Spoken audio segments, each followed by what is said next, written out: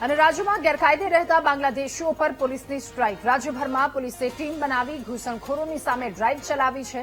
અત્યાર સુધી ગેરકાયદે રહેતા 501 બાંગ્લાદેશીઓની અટકાયત કરવામાં આવી। પકડાયેલા તમામ બાંગ્લાદેશીના દસ્તાવેજોની તપાસ કરાઈ। તમામ બાંગ્લાદેશીને ગુજરાતમાંથી ડિપોર્ટ કરવામાં આવશે। ઓપરેશન હેલ્થ હન્ટ મુદ્દે ક્રાઇમ બ્રાન્ચના જેસીપી શરદ સિંઘલનું નિવેદન આવ્યું। 2 દિવસ પહેલા ઓપરેશન ડેલ્ટા હન્ટ શરૂ કરવામાં આવ્યું હતું। 30થી વધારે ટીમ બનાવી રાજ્યમાં કોમ્બિંગ હાથ ધરવામાં આવ્યું હતું। તો બાંગ્લાદેશી મહિલાઓ સ્પા સેન્ટરમાં કામ કરતી હતી અને એજન્ટ મારફતે બાંગ્લાદેશથી ભારતમાં તેઓ આવ્યા હતા। પશ્ચિમ બંગાળના એડ્રેસ પર આધાર કાર્ડ બનાવવામાં આવ્યા હતા। તો ખોટા દસ્તાવેજ બનાવનાર એજન્ટની હાલ તપાસ પણ ચાલી રહી હોવાનું જેસીપીએ કહ્યું। એક ઓપરેશન ડેલ્ટા હન્ટ નામથી શરૂ કરવામાં આવ્યું હતું અને એમાં રાજ્યની તમામ પોલીસ કમિશનરેટ અને તમામ જિલ્લા પાર્ટિસિપેટ કર્યા હતા।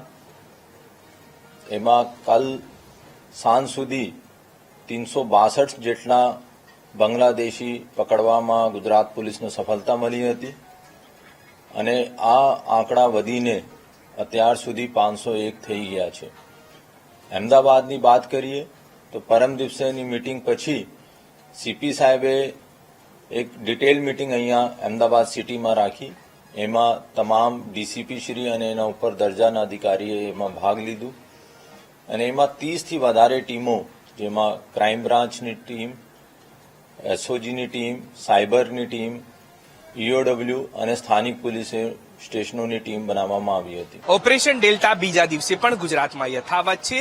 અમદાવાદ શહેર ક્રાઇમ બ્રાન્ચ દ્વારા વધુ જે બાંગ્લાદેશીઓ છે તેમને પકડવામાં આવ્યા છે।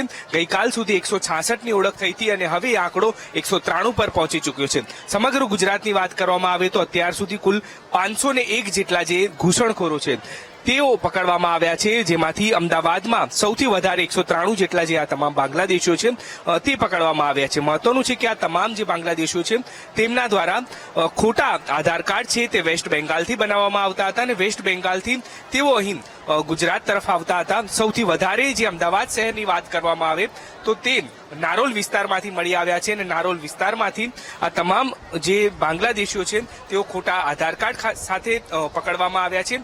અમદાવાદ ક્રાઇમ બ્રાન્ચ દ્વારા અલગ અલગ ટીમો બનાવી અને આ કાર્યવાહી કરવામાં આવી અને હજુ પણ આ તમામની ઓળખ ચાલુ છે। કેમેરામેન નરેશ સોલંકી સાથે દીપક સોલંકી, વીટીવી।